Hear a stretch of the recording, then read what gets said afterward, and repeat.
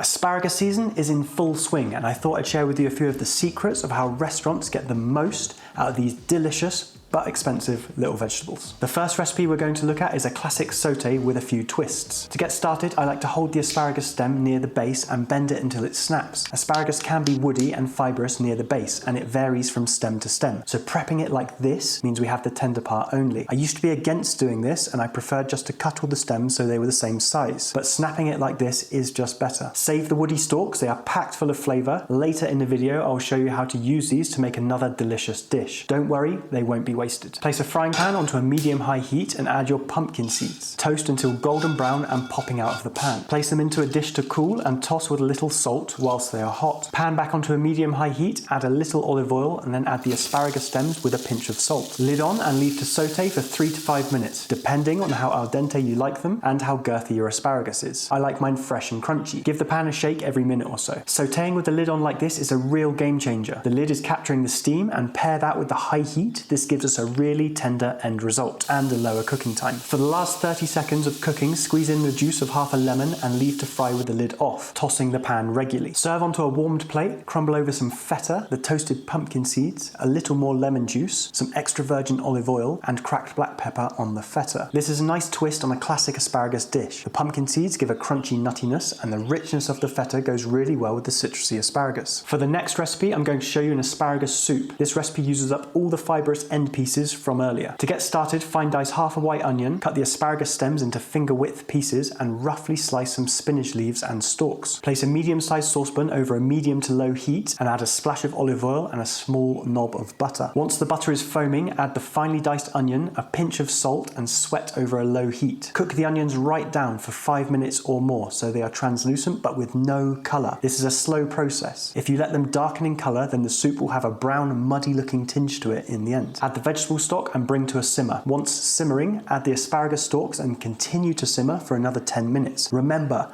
boiling's spoiling. If you want to add other flavours, think mint, basil, parsley or thyme. Just remember to keep the delicate asparagus flavour the main flavour. If I was adding basil to this volume of soup, I wouldn't add any more than 5 or 6 leaves. Less is more. Add the chopped spinach for the last 3 minutes of simmering. Asparagus soup generally needs another green vegetable to help give it a bit more body and depth in colour. I'm using this spinach. This could also be some peas, leek tops or broccoli. Just keep the asparagus as the main vegetable. So for 400 grams of asparagus, I wouldn't use any more than 150 grams of anything else. Place everything into a blender, not going over halfway, crack the lid a little to release the steam and pressure, and hold the lid on with a towel protecting your hand. Blend on high speed for 2 to 3 minutes. You could use a powerful stick blender if you don't have a liquidizer, but you'll have more fibrous bits from the asparagus remaining in the end. Strain the soup through a fine mesh strainer to remove any of those fibrous bits. This step is really necessary for this recipe in particular. Bring it back to a simmer, taste for seasoning, and optionally add a few drops of lemon juice. In the end, you'll have a beautiful, silky, restaurant-worthy soup from what would have been wasted asparagus stalks. Next time you're in a restaurant and it's asparagus season, check the menu. I guarantee they'll have at least 2 dishes, one being a sautéed version and another being a soup or a puree.